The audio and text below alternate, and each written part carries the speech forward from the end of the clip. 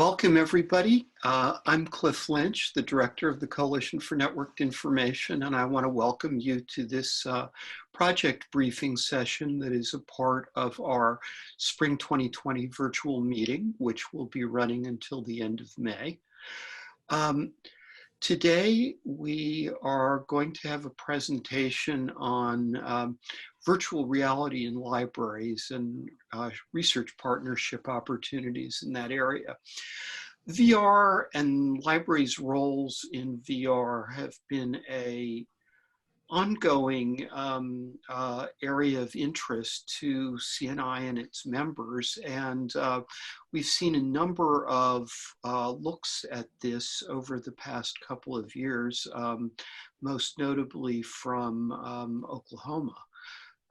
Today, we are joined by Doralyn Rossmann, who is with the Montana State University. She will be giving us a presentation, after which Diane Goldenberg-Hart from CNI will moderate Q&A and discussion.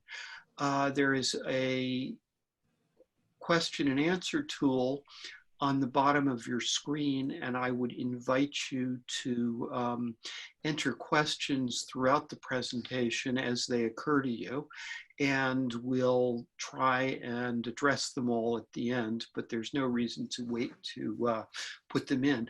I also refer you to the chat, where we'll probably share out a few URLs and other things of interest during the presentation, and please feel free to use that as well. And with that very brief introduction,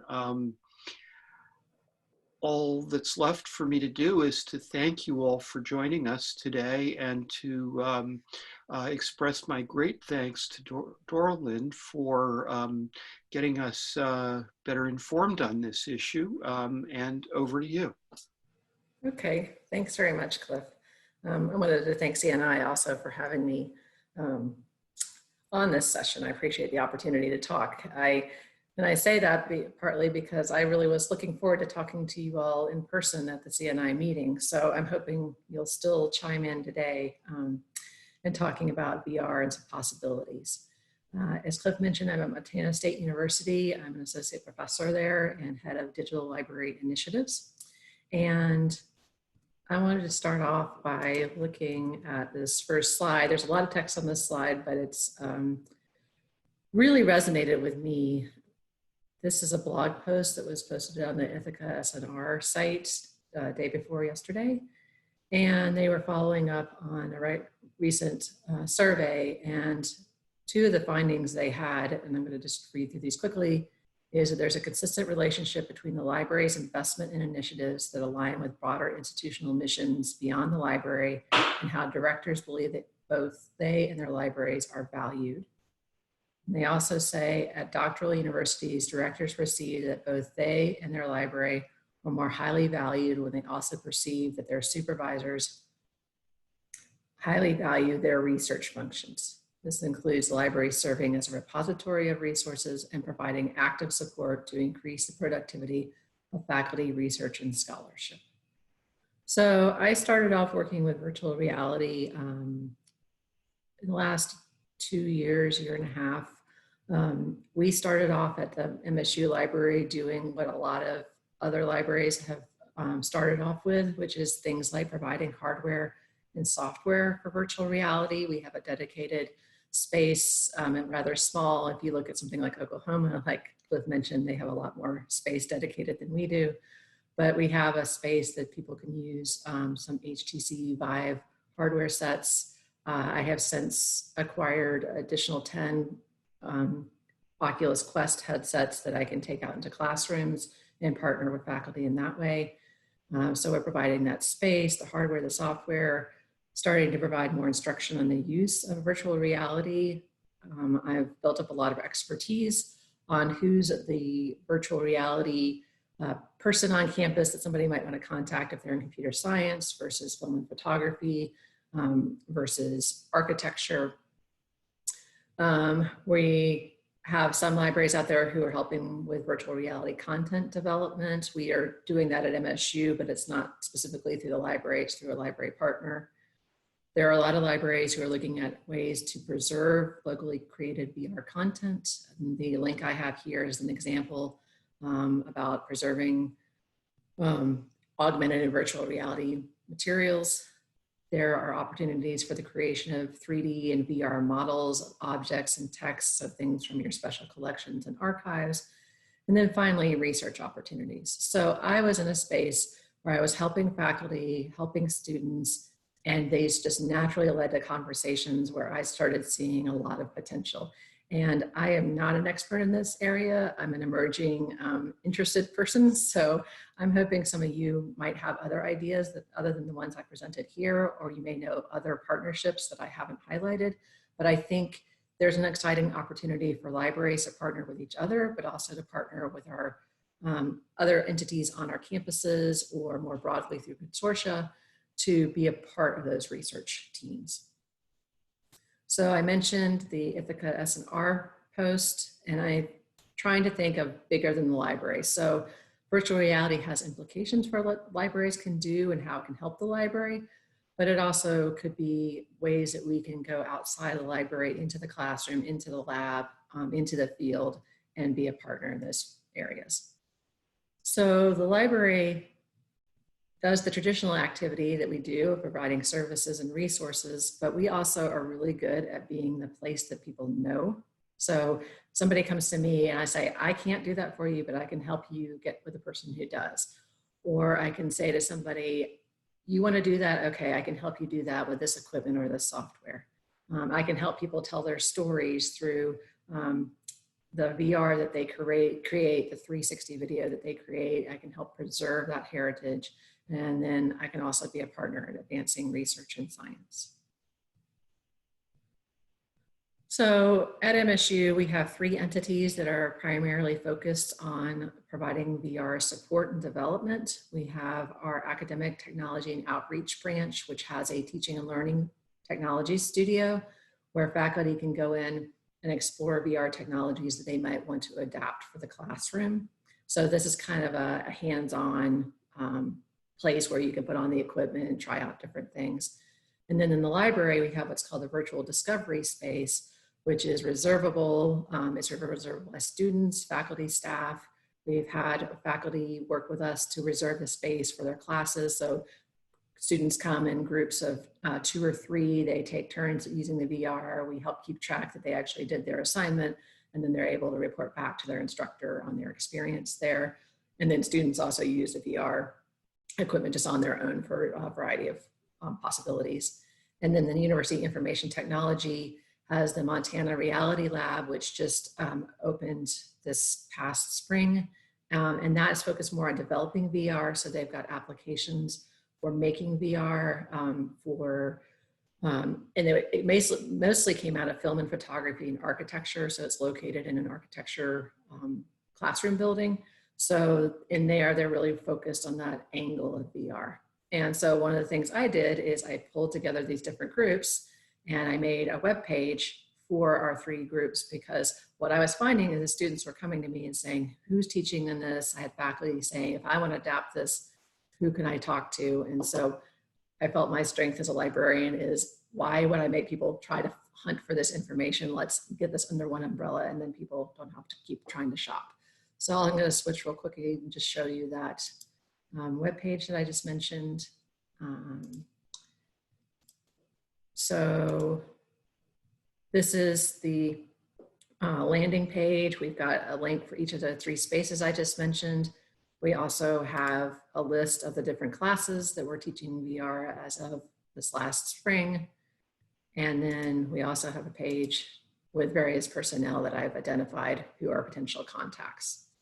So this might seem silly, but the number of contacts I've gotten as a result of this webpage, and I have myself listed as the main contact down here. I talked to everybody else and they said, sure, go ahead. And so I'm putting myself as a first contact, and I refer people or I pull together partners as appropriate. So I'm going to switch back to my slides.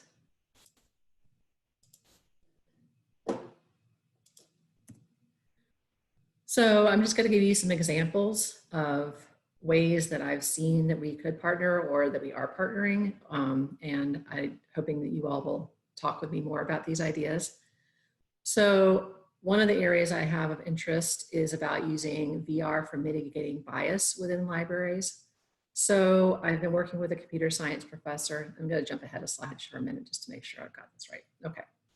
So the example I saw is a faculty member I've been working with. She's in computer science and she was able, and actually I can see that there's chat. I just want to make sure that I'm understanding if anybody's chatting with me. Okay. Sorry, I haven't been in the presenter environment in Zoom before, just the participant environment. So going back, I've been working with a computer science professor who was looking at bias in computer science. And so she was trying to help get students to understand when our biases influence our behavior. And she said that, and she initially taught that class, her students basically said, we don't have biases. And so she was like, well, what? You definitely have biases. And so she ended up having them work in a software environment called Equal Reality, where they would go into an environment in VR and they would have an avatar that looked like a specific demographic. And then you would experience things as that person, and then you would experience things as other people in that demographic. So for example, there's one exercise I go through where somebody comes in a wheelchair and you see how people talk to him and they say, oh, oh, that's great. You should be so proud. And it's a very demoralizing experience to see how this man is treated. So I thought it would be interesting to think about what does it look like to be an avatar with a library. So if somebody walked into a virtual space as an avatar and then you are an avatar, suddenly the dynamics change because you don't know what that person really looks like and they don't know what you really look like. And maybe you're meeting on this surface of the moon rather than in a library, and maybe your library is on the surface of the moon. So there's just a lot of interesting potential ways of understanding how, when we are together, how do we interpret each other just based on all those visual cues.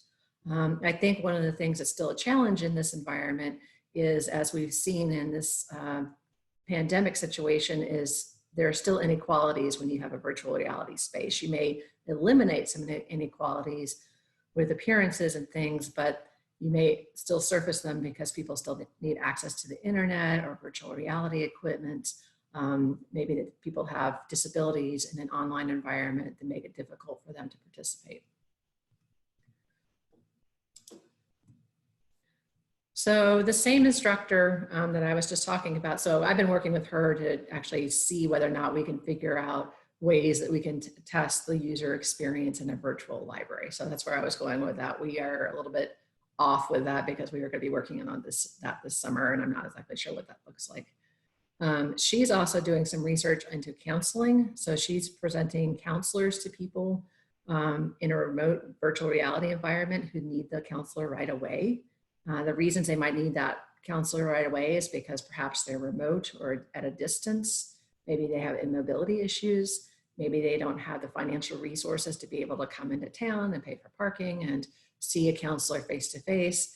And maybe they've got pressing time issues like suicidal thoughts. So she was providing at some high at-risk patients with this virtual reality equipment, and then providing the counselors and seeing how that would help those people when they aren't able to come and visit a counselor in person. So that led me to the idea of, what does that mean for libraries? I mean, could we end up being remote librarians in a virtual reality environment when people need help right away? And I realize there's a difference between suicidal thoughts and needing help from a librarian right away. But I do think that there are times where being in a library can be intimidating. It could be prohibitive because of time. Maybe you are too far away. Maybe you're taking a distance class. Maybe you have those time constraints I mentioned. So what are the possibilities for us to be in a virtual reality environment where people can find us just when they need us? Another study I thought was interesting is at the University of Nevada, Reno. They did a virtual reality study where they were looking at how communication happens in in a medical setting. And so they put people into this virtual reality environment, and everybody can see what's going on who's participating in that, but you end up seeing how doctors are communicating, nurses, people in perception and patience. And sometimes you'll see communication points break down, maybe inconsistent information for the patient, maybe not asking the questions that needed to be asked to get the proper diagnosis. So it's basically, they were trying to understand how patient experience is and how information is gathered and communicated. So I think that has real implications for the library. Could we study what it's like to be a patron going through our spaces? So maybe they enter a virtual library, you watch them trying to find personnel, maybe get the attention or understand where they're going. As we know, a lot of library users will wander around or they don't initiate things. So do we see them asking questions or being approached by personnel to be asked if they need anything? How do they get their answers, and is that consistent? And then finally, how do they access the information that they've been presented with? Another study is the citizen science study with Project eTrout. So this is out of the US Geological Survey. So they had some cameras that they inserted into water, into streams and rivers, and those underwater cameras recorded trout populations going in front of the cameras. And so then they crowdsourced and worked with libraries to help count the trout. And so what they were trying to do is understand how many trout were going past a specific spot. And they were also trying to understand how good people were at counting those things. So they found that the trout were usually counted consistently by people, relatively speaking, like the error rate was pretty consistent. The error rate tended to be higher for younger people. So that, who knows what that is? Maybe it's an attention span thing, I don't know. But anyway, I think that has really interesting implications for research. I mean, it's one thing to provide a VR headset for teaching, but it's another thing to provide that to help gather data for science and have citizens participating in that research project, because we presented the spaces, the hardware, and the opportunities for partnership with those research studies.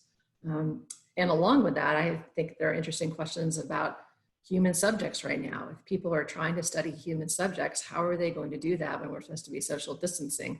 So I think there are also implications for ways we could study human subjects in a virtual reality environment, and libraries could be a really good conduit to helping figure out those protocol.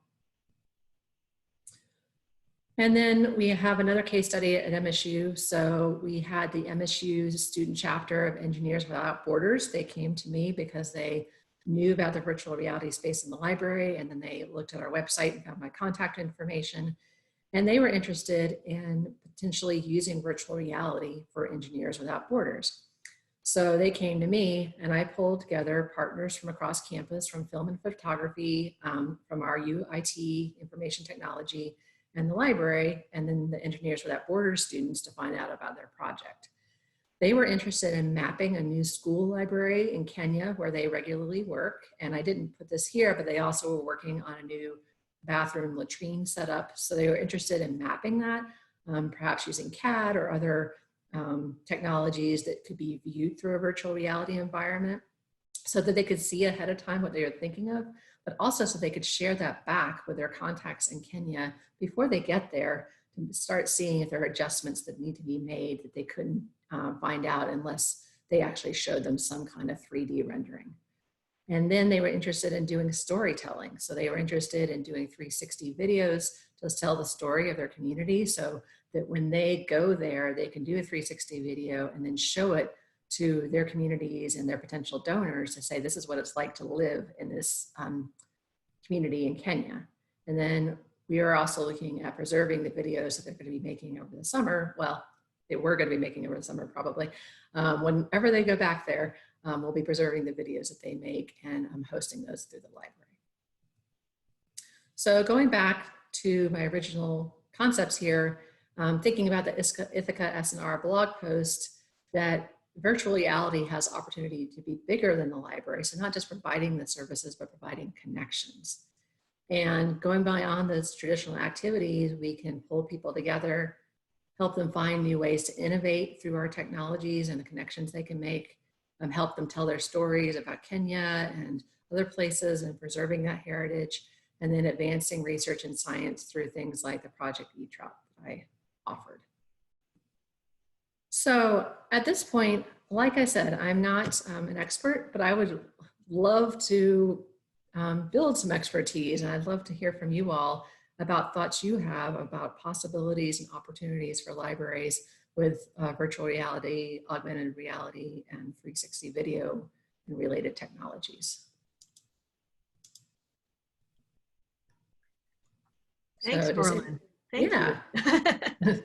Thanks so much for that really interesting overview of what you've been working on at MSU. And as Doralyn invited our attendees, I'd just like to remind you, we would love to hear from you and hear your questions, any comments you have to share. If you know of any other partnerships that other folks might be interested in hearing about, we invite you now to go ahead and type those into the Q&A box. There should be a little icon at the bottom of your screen that says Q&A. If you click on that, you can type in your questions into the Q&A, or you can type them into the chat box, and I'll be happy to moderate those now. I was wondering, Doralyn, while we're waiting for our attendees to weigh in with some of their questions, what is the staffing like for these services in the library? Who do you have?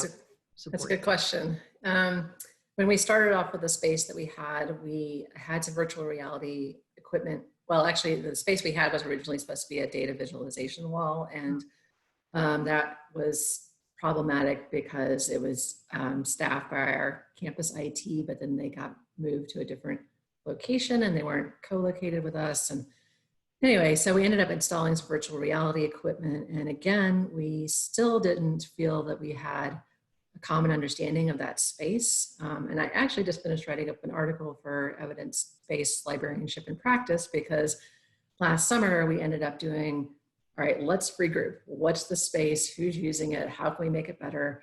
So we developed for the space a mission and a vision statement.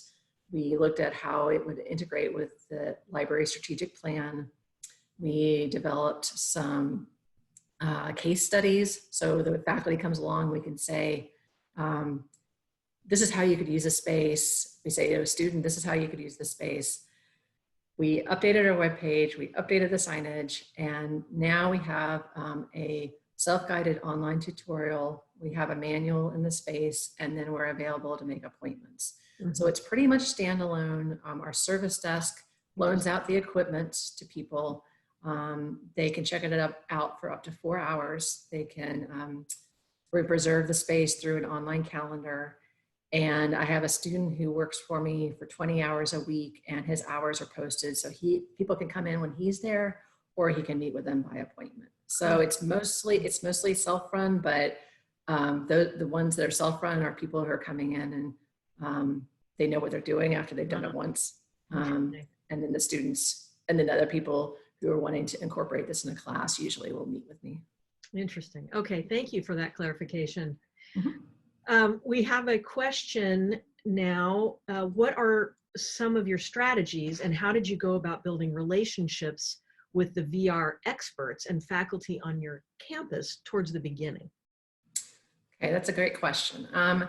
I found that the VR experts on campus tended to be in isolation a bit. So, you get one computer scientist is working on it, one film and photography professor, one architecture professor. And they've just sort of figured out as they've gone along too. So they seem to be really glad to find anybody who's willing to talk with them.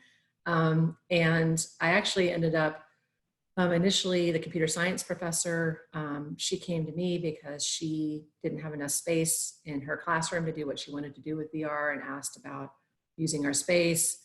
So I ended up working with her for this bias class scheduling, and then I asked her out to lunch. We ended up talking more about this bias work, and so we've ended up, we're planning to try to pursue some grants to try to pursue that more, to understand the role of bias in computer science in the library. I got together a panel, so I asked those professors I just mentioned if they'd be willing to participate in a panel conversation. And then I took my equivalents in academic technology and outreach and UIT. So it was a 7-person panel of 5 of us who were faculty and 2 others who were staff, just talking about their VR experiences. And then we had people from nursing and biochemistry and other people show up. And again, we just started having a conversation. So I feel like it really wasn't that hard in the sense that I figured out who was teaching on campus. Some of those people approached me as soon as they saw a space, and I was trying to be helpful to them in their immediate needs, and then asking them like, oh, tell me more about what you're doing. And then that opened up opportunities to start forming even stronger partnerships. And the other thing I'll say is you need to go in and learn the equipment. Like I just put on the headset and just started finding my way around. I mean, if you aren't willing to try the VR equipment, it's kind of hard to talk about it. So I've figured out a lot on my own, which has been good because that gives me a little more expertise than just getting somebody else to show me how to do it. So I think that's a little bit just taking initiative on your own for the technology.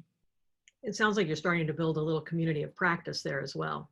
For sure. And I think, again, I think that's where librarians have a lot of strength, is are good at bringing people together. The IT people are not as strong at that in my community. They're glad to participate, but I think the fact that I'm faculty makes that easier too. Just in some of those same conversations already with those folks. Interesting. Great question. Thanks so much for that. And thanks for your response, Doralyn. And now from Cliff. Cliff is asking if you could say a bit more about your work in preserving VR content and how are you making selections and what approach are you using? Well, so we're just at the beginning of that conversation. I naively said in a meeting recently, we were looking at creating a VR experience for a student who had an art show, and normally she would have a gallery opening, and she was realizing that she couldn't do that in a situation where people were told they're not allowed to be on campus. So this summer, we're going to be working with her to try to get that gallery experience in a VR setting, which is going to be kind of a pretty cool pilot project, I think. And I said, oh, and we definitely want to preserve that. And I walked away and I was like, I have no idea what I've just said. So I looked into it and I was like, oh, this is a lot more complicated than I think I thought naively. So I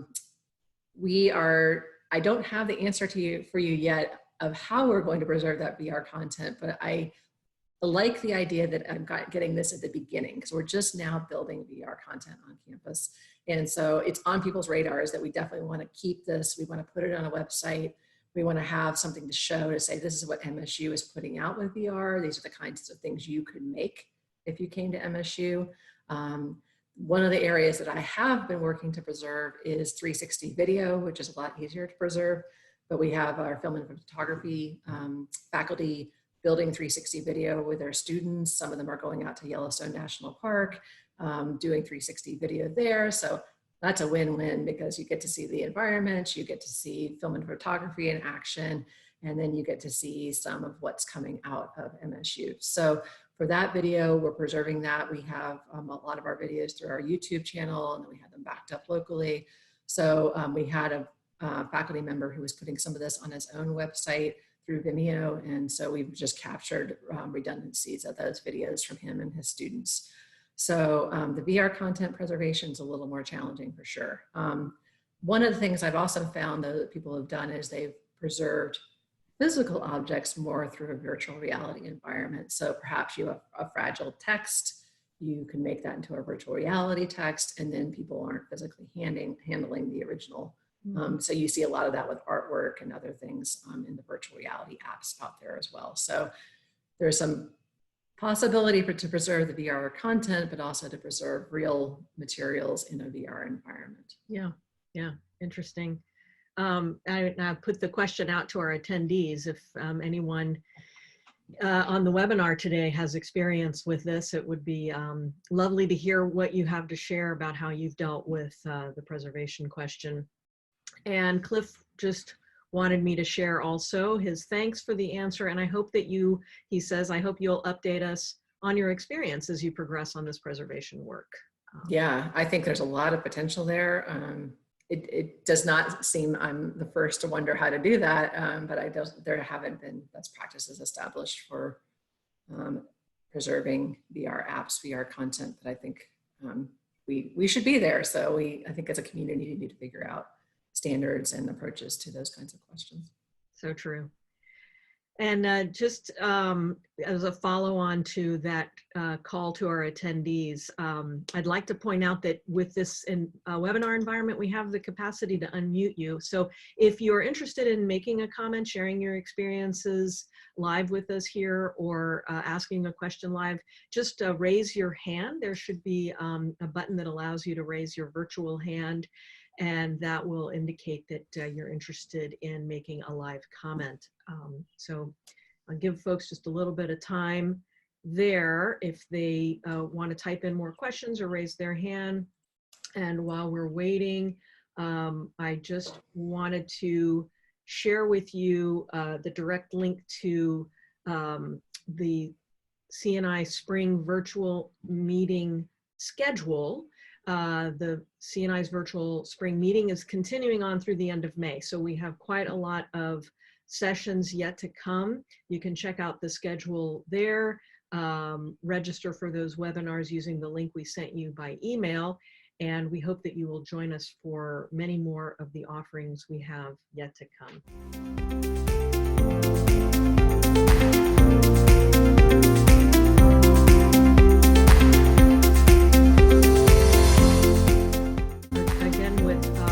Thanks to Doralyn for coming to CNI and sharing your work with us today. It's just really interesting and inspiring. And also to our attendees for making time to be with us today.